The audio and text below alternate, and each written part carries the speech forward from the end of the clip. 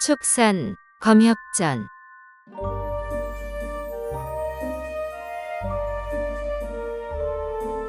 56화 동문회합. 염선을 만나 명을 받들어 아미산으로 돌아가고 동문을 만나 선부로 가는 길을 뚫으려 의논하네.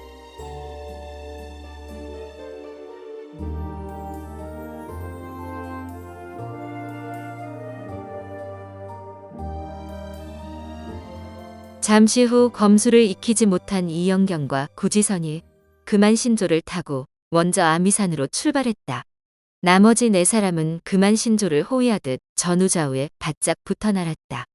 그만 신조는 원래 웬만한 검광보다 빨랐지만 두 소녀가 강한 바람을 이겨내기 힘들까봐 조금 천천히 날았다. 재영운 일행은 그만 신조와 나란히 속도를 맞추었다. 한편 아직 순수하고 호기심이 많은 재금선과 신양나는 새로 만난 동문소녀와 그만 신조가 궁금해 견딜 수가 없었다. 두 사람은 조금 앞서거니 뒤서거니 하다가 그만 신조 곁에 딱 붙어 날며 수시로 이영경과 구지선에게 말을 걸었다. 하지만 이영경은 구지선 등에 얼굴을 붙인 채 한두 마디 간단히 대꾸할 뿐이었다. 그만 신조가 조금 속도를 늦추기는 했어도 여전히 빠르고 맞바람이 강했기 때문이다. 앞에 앉아 그만 신조 날개 쭉지를 꽉 붙잡고 버티는 구지선은 대꾸는커녕 숨도 쉬기 힘든 상황이었다. 원래 구지선은 체면을 중시하고 자존심이 매우 강했다. 그래서 교수 등의 요법에서 풀렸을 때 순결을 잃고 철저히 짓밟혔음을 알고 너무 수치스러운 나머지 죽을 마음을 먹었던 것이다. 그런데 이영경과 동행하고 재영운 일행을 만나면서 생각이 바뀌었다. 대부분 저보다 어린데 출중한 외모는 물론 하나같이 실력이 대단해 당당하고 자유롭게 하늘을 날지 않는가? 부럽다 못해 존경스러웠고 종국에는 나약하고 부족한 자신이 정말 부끄러웠다. 아미산에 도착하면 꼭 하늘을 나는 법을 배워야지. 이 사람들에게 인정받고 어깨를 나란히 할 수 있다면 얼마나 좋을까? 그러던 차에 신양난과 재금선이 다가와 이것저것 물었다. 사력을 다해 버티느라 정신없는 상황이었지만 혹여 무례해 보일까봐 식은땀을 흘려가며 고개를 끄덕이거나 미소를 지었다. 이와 달리 이영경은 마냥 기쁘고 신났다. 실력이 뛰어난 동문이 한꺼번에 넷이나 생겼고 앞으로 아미산에서 함께 지내면 더 이상 외롭고 쓸쓸하지 않을 테니까. 재금선과 신양난이 그만 신조를 어떻게 만났는가 묻자 구지선 등 뒤에 숨어 바람을 피하며 신나게 조잘거렸다. 아버지가 알아놓은 이야기로 시작해 망창산 달밤에 백골광씨와 자줏빛룡을 만나 고군분투한 일. 산유계와 목발을 물리쳐 말곰을 구하고 영특한 성성이가 자신을 따르게 된 일. 마지막으로 재영운 일행을 만나기 전 어떤 상황이었는지까지 쉬지 않고 떠들었다. 재금선과 신양나는 또 다른 독수리가 말하는 성성이를 아미산으로 데려갔다는 말에 크게 들떴다. 재영운과 나란히 날던 주무는 바람결에 들려오는 이야기를 띄엄띄엄 듣다가 점점 흥미가 생겨 재영운까지 끌고 가 귀를 기울였다. 이때 그만 신조가 양 날개를 활짝 펼쳤다. 날개 하나가 문짝만 해서 여러 명이 올라타도 충분할 것 같았다. 비검을 다루는 데 익숙해 떨어질 걱정이 없는 주무는 이야기를 자세히 듣고 싶은 마음에 검광을 거두고 그만 신조 날개에 올라탔다. 그만 신조가 오른쪽 날개에 사람이 올라탄 것을 알고 힐끗 돌아보더니 다시 왼쪽으로 고개를 돌리고는 꾸우꾸우 울었다. 이를 지켜보던 재영운이 웃음을 터뜨렸다. 저런, 균형이 안 맞잖아. 주삼에는 편하겠지만 그만 사형을 너무 힘들게 하는 거 아니야? 그러나 그만 신조는 조금도 흔들림이 없었다. 주무는 잠시 바람을 맞으며 안정성을 확인한 후 재금선을 향해 씩 웃으며 살짝 고개를 끄덕였다. 그 뜻을 알아차린 재금선이 검광을 거두고 왼쪽 날개에 올라탔다. 옆에 있던 신양난도 옳다구나 싶어 얼른 따라탔다. 그만 신조는 몇 명이 올라타든 신경 쓰지 않고 묵묵히 앞으로 나아갔다. 이영경이 혼자 비검을 탄 재영운이 마음에 걸려 올라타라고 선짓했다. 재영운이 빙긋 웃으며 다가왔다. 그만 사영이 너무 힘들 거야. 괜찮아요. 아직 자리 많아요. 이쪽으로 올라타서 제 허리를 꼭 잡고 앉아요. 이렇게 몇 번이나 권하니 더는 거절할 수 없어 균형도 맞출 겸 이영경 뒤에 올라탔다. 그만 신조는 무겁지도 않은지 오히려 속도를 높이며 안정적으로 날았다. 신양난과 이영경이 잇따라 환호성을 지르며 즐거워했다. 6사람 모두 그만 신조를 타고 즐겁게 이야기를 나누는데 벼랑간 날카로운 독수리 울음소리가 들리는가 싶더니 저 멀리 푸른 빗줄기가 유성처럼 긴 꼬리를 남기며 휙 지나갔다. 잠시 후 전방 구름 사이로 삑 소리와 함께 일장이 넘는 은빛 날개를 활짝 펼친 옥로가 나타나 번개같이 푸른 빗줄기를 쫓아갔다. 그만 신조가 고도를 높이고 옥로를 향해 여러 번 길게 울었다. 옥로가 이 소리를 들었는지 푸른 빗줄기를 포기하고 속도를 줄이며 방향을 돌렸다. 가까이 와서는 그만 신조와 나란히 날며 울음소리를 주고받는데 턱 친밀해 보였다. 옥로는 그만 신조보다 몸집이 훨씬 크고 번뜩이는 붉은 눈빛이 매우 강렬했다. 온몸을 덮은 은색 깃털이 햇빛에 번쩍거려 절로 감탄이 나왔다. 저 hen 독수리도 아미산에서 같이 지내나요? 이영경이 대답하기도 전에 재금선이 옥로를 향해 훌쩍 뛰어올랐다. 그만 신조처럼 온순한 줄 알고 올라타려던 것인데 옥로가 느닷없이 방향을 빠져나갔다. 만약 비검을 다루지 못했다면 그대로 추락해 뼈도 못 추릴 뻔했다. 에이, 죽을 뻔했잖아. 날짐승 주제에 감히? 창피하고 화도난 재금선이 반드시 옥로에 올라타 제압하겠다는 일념으로 검광을 타고 뒤쫓았다. 주문과 신양난도 동참하고 싶어 엉덩이를 들썩였다. 그러나 조금 더 세상 경험이 많고 생각이 깊은 재영우는 웬만한 검술 실력으로는 백미의 독수리를 상대할 수 없음을 잘 알았다.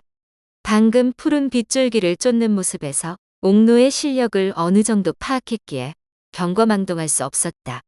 서둘러 재금선의 무례함을 꾸짖고 주문과 신양난에게도 주의를 준 후 옥로에게 정중히 사과했다. 제 동생이 아직 어려 모르는 것이 많습니다. 아미산에 도착하는 대로 벌할 것이니 부디 노여움을 푸세요. 삐익 옥로가 대답하듯 길게 울부짖었다. 재영운이 재금선을 불러들여 다시 호되게 꾸짖었다. 재금선은 매우 못마땅했지만 조금 전 어머니가 누나 말에 무조건 따르라고 거듭 당부했던 터라 대들지 못했다. 더구나 얼마 전부터 누나에게 꼭 배우고 싶은 구결이 있어 계속 조르는 중이라 얌전히 앉아 분을 사귈 수밖에 없었다. 이제 이영경의 이야기도 끝나서 한동안 조용했다. 그렇게 쉬지 않고 날아 늦은 밤이 되어서야 아미산에 도착했다. 대략 2경에서 3경으로 넘어가는 시각이라 달과 별이 제법 밝았다. 일찌감치 석굴 밖에서 기다리던 성성이가 여러 사람들 사이에서 주인을 발견하고 기쁨을 감추지 못하며 폴짝폴짝 뛰었다. 성성아, 흰 독수리가 데려다 준 거야? 데려다 준 거야? 성대가 완전히 풀려 말문이 트인 성성이가 제 말을 따라하자 이영경이 한박웃음을 지었다. 그때 재금선이 불쑥 끼어들었다. 사매가 말한 그 성성이구나. 우와, 덩치가 엄청나네. 덩치만 큰 게 아니라 얼마나 똑똑한지 몰라요. 그만 신조는 사람들을 내려준 후 옥로와 함께 주변 하늘을 맴돌고 이영경은 손님들에게 동굴 입구를 가리키며 들어가자고 말하였다. 주인의 뜻을 눈치챈 성성이가 냉큼 달려가 동굴 입구를 막은 바위를 밀어냈다. 어머, 제가 바위도 안 치우고 들어가시라고 했네요. 이 녀석, 진짜 똑똑하죠? 이영경이 멋쩍게 웃자 재영운이 빙긋 웃으며 말했다. 이제 모두 가족이나 다름없으니 너무 예의 차릴 필요 없어. 우리는 아직 어디가 어딘지 모르니 앞장서기만 해. 네. 이영경이 성성이와 함께 먼저 동굴에 들어가 등불을 밝히고 사람들에게 자리를 권했다. 그리고 보따리를 내려놓기가 무섭게 석굴 안쪽에서 절인 사슴 고기를 가져왔다. 잠시 쉬고 계세요. 그만 사형이랑 흰 독수리에게 이것 좀 주고 올게요. 그러고는 동굴 밖으로 나갔다. 다들 구경하고 싶어 가만히 있는 재영운을 잡아 끌며 나가자고 졸랐다. 이때 구지선은 온종일 그만 신조를 타고 오느라 온몸이 쑤시고 늘어지는 데다 계속 어지러웠다. 마침 돌침상이 눈에 들어오자 쉬고 싶은 마음이 간절했다. 그 마음을 눈치챈 재영운이 구지선에게 누워서 쉬라고 말하고는 동생들과 함께 밖으로 나갔다. 구지선은 침상에 누우려다가 겉면에 영경 동생에게라고 적힌 서신 한 통을 발견해 옆에 잘 챙겨두었다. 그리고 쓰러지듯 누워 이내 깊이 잠들었다. 나머지 사람들은 밖에서 이영경이 독수리에게 고기 먹이는 모습을 지켜보았다. 그만 신조가 부리와 발톱을 동원해 개눈 감추듯 먹어치우는 동안 옥노는 가만히 기다릴 뿐 고기는 거들떠보지도 않았다. 재금선은 자기를 태워주지 않은 옥노가 얄미우면서도 자꾸 마음이 쓰여 사슴 고기를 들고 가까이 다가갔다. 옥노가 고개를 휙 돌리더니 푸드덕 뒤로 물러섰다. 재금선이 몇 번이나 쫓아갔지만 계속 피하기만 하였다. 재영우는 또 옥노의 심기를 건드릴까봐 동생을 말렸다. 이미 돌을 완성해서 속세의 음식을 먹지 않을 수도 있는데 자꾸 강요하면 어쩌니?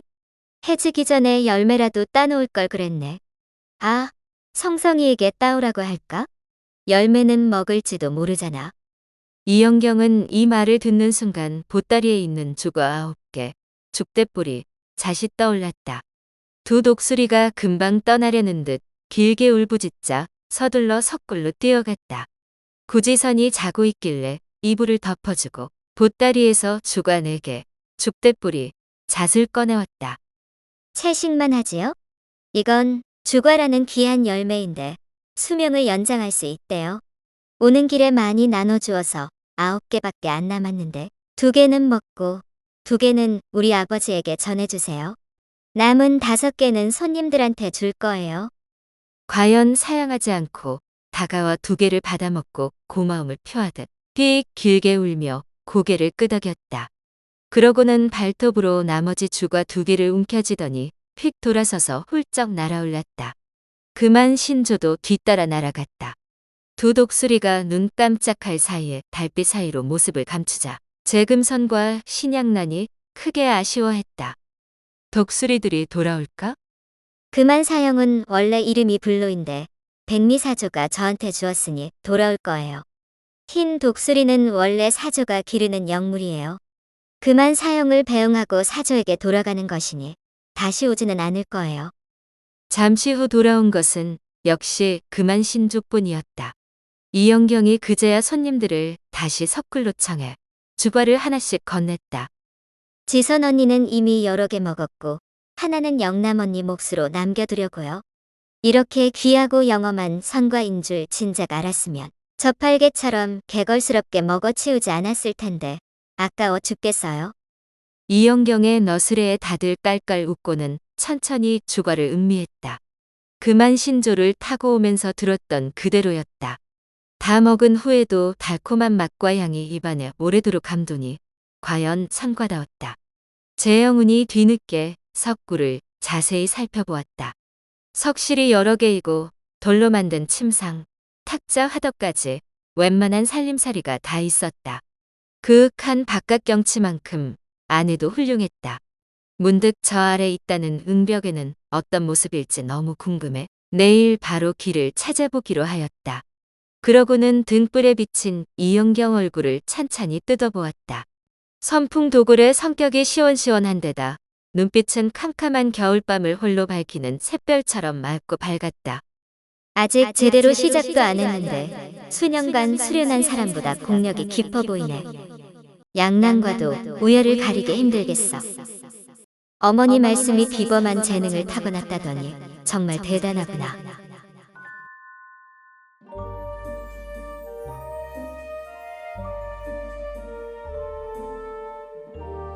다음 화에서 이어집니다. 더 좋은 콘텐츠를 제작하기 위하여 구독과 좋아요, 알림 설정 부탁드려요.